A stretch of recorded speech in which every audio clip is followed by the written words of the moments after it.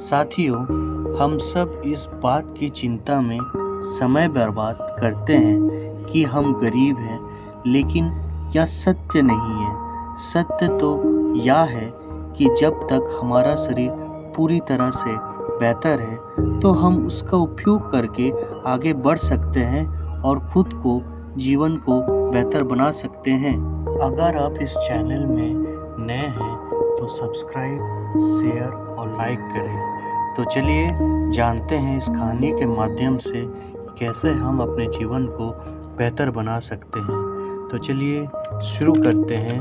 आज का कहानी है बुद्ध और भिखारी। एक बार एक भिखारी अपने जीवन से परेशान हो चुका था, क्योंकि उसे अपने जीवन को चलाने के लिए भीख मांगना पड़ता था। उसे हर एक चीज़ के लिए भीख मांगना पड़ता था। इसी बात को लेकर वह दुखी रहता और दिन भर यही सोचता कि उसकी जीवन में बदलाव और कैसे आएगा। यह सोचकर वह निराश हो जाता।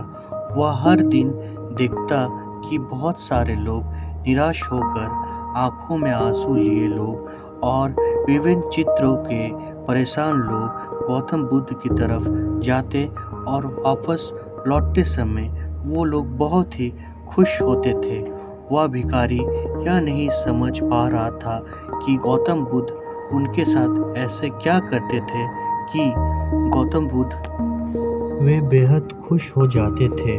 वापस लौटते हुए लोग के हाथों में ना तो ढेर सारे पैसे होते थे, ना ही सोना चांदी। तो फिर ऐसा क्या होता था कि लोग बुद्ध के पास से लौटते वक्त इतना खुश होते थे? यह सब सोचकर वह भिखारी भी निर्णय लिया कि वह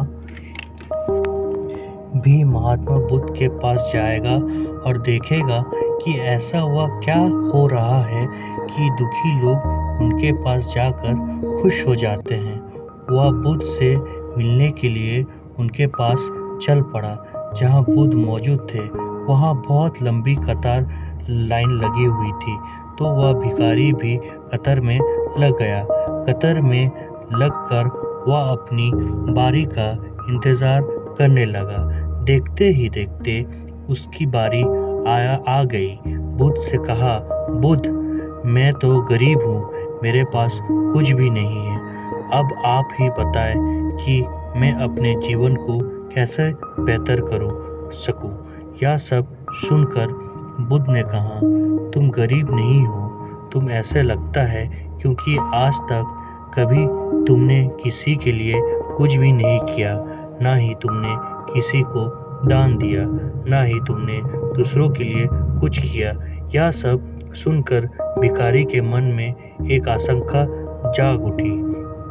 आपकी आशंका को दूर करने के लिए भिखारी ने पूछा, मैं तो एक भिखारी हूँ, मैं लोगों को दान कैसे दे सकता हूँ और कैसे लोगों को सहायता कर सकता हूँ? मुझे तो खुद अपना जीवन चलाने के लिए दूसरों से मांगना पड़ता है।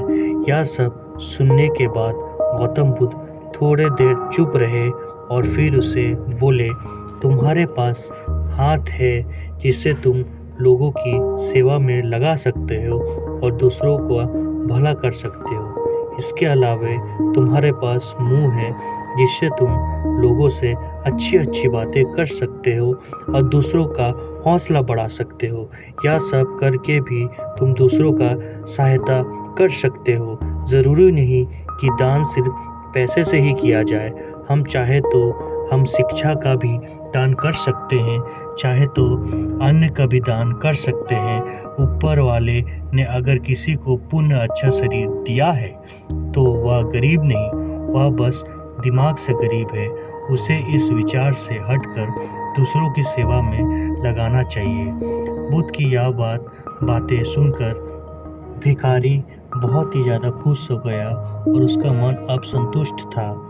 इस कहानी से हम यह सीख सकते हैं कि दान सिर्फ धन का ही नहीं, शिक्षा, भोजन, अच्छे विचार आदि का भी किया जाना ज़रूरी है। अगर आपके पास धन नहीं है तो आप शिक्षा का दान कर सकते हैं, या फिर आप दूसरों के लिए अच्छे विचारों का भी दान कर सकते हैं। इससे समाज बेहतर होता है।